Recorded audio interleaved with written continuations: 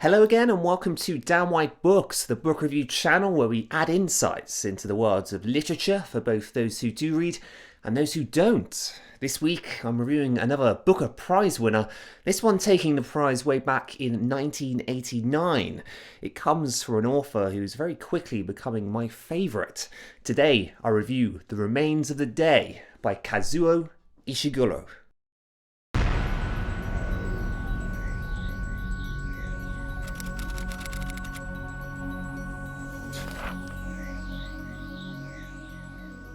I was first introduced to author Kazuo Ishiguro's work last year with his most recent book, Clara and the Sun, a book long-listed for the 2020 Booker Prize, but one that went no further.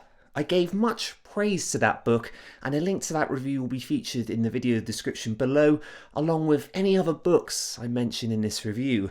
Clara and the Sun piqued my interest. I then went on to read Never Let Me Go, another book that I really enjoyed.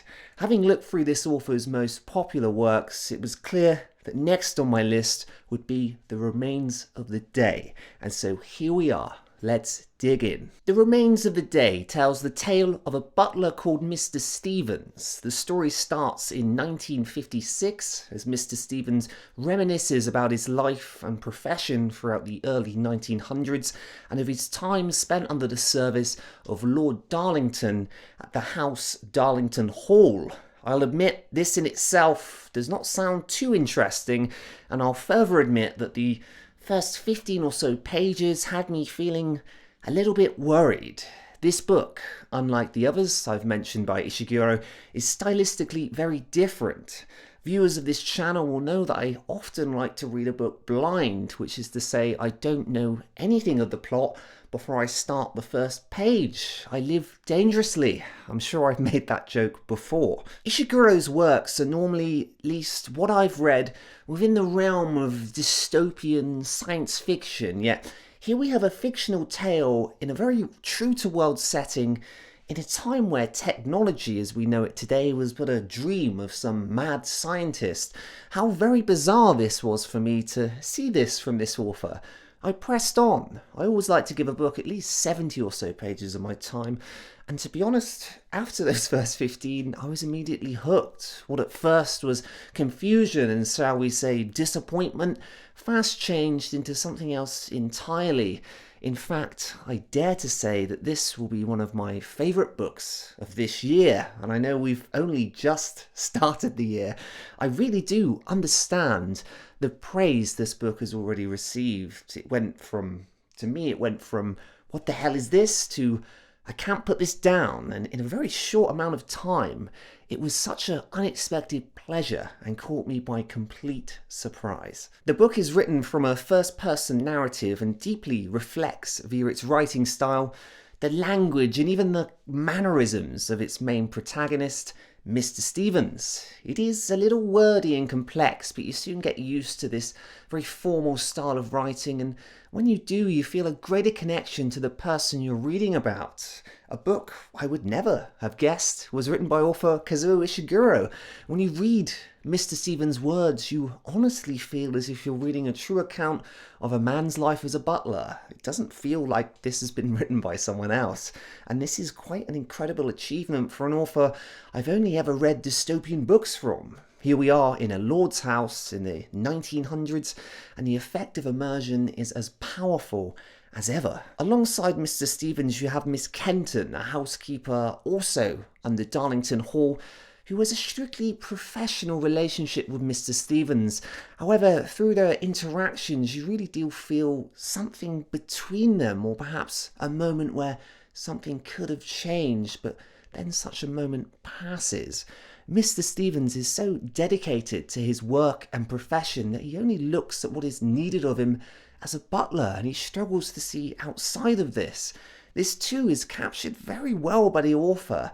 Of the final main character, you have Lord Darlington, the owner of Darlington House, and a person who's considered to be a traditional English gentleman. He's a man of great power and holds many political talks in his house from high-ranking men and women of power from all around Europe and America. Now you may be thinking, what is so interesting about the life of a butler?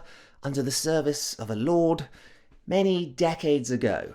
Well, that's where the brilliance of this work comes through. Although this is an autobiographical account of a fictional character's life, it speaks and demonstrates so highly the changes of society and of aristocracy from the early to mid-20th century, and it does so while creating a highly memorable character in that of its main protagonist, Mr. Stevens.